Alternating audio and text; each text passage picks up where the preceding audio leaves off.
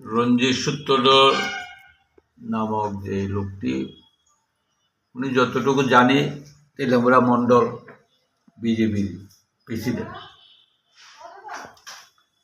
তো দাদা আজকে কথা কইতেছি, এই সরকারটা আসার আগে ওনার আয়ের উৎস আমরা যতটুকু জানি প্র্যাকটিক্যাল, তেলেঙ্গানাবাসী সবাই জানে, লটারি টিকিট বিক্রি করত। পরবর্তী সময়ে সময় সময় গরুর দুধও বিক্রি করেছে। এটাই তার আয়ের উৎস ছিল, অর্থাৎ বিজেপি সরকার আসার আগে। এখন বিজেপি সরকার আসার পরে তার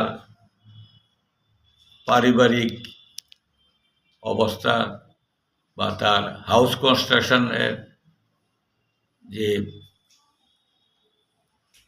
বিল্ডিং, সেটা থেকে মনে হচ্ছে তার আয়ের উৎস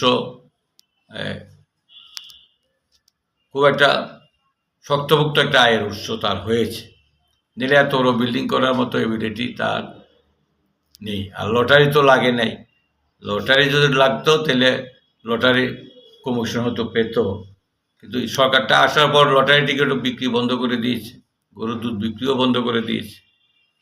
কিন্তু অন্য কোনোভাবে আন্ডারগ্রাউন্ডে লটারি লাগতে পারে, সেটা এখন হয়তো কোনোদিন পাবলিক তদন্ত করে বের করবে। আর যদি এখন সরকার, গভর্নমেন্ট বিভিন্ন তদন্তকারী সংস্থাকে দিয়ে সেটা বের করতে পারে।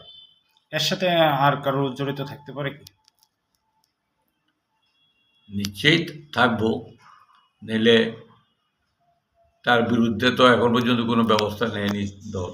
তাকে মণ্ডল প্রেসিডেন্ট থেকেও সরায়নি, বা সরকার তার বিরুদ্ধে কোনো স্টেপ নেয়নি তদন্ত করার জন্য।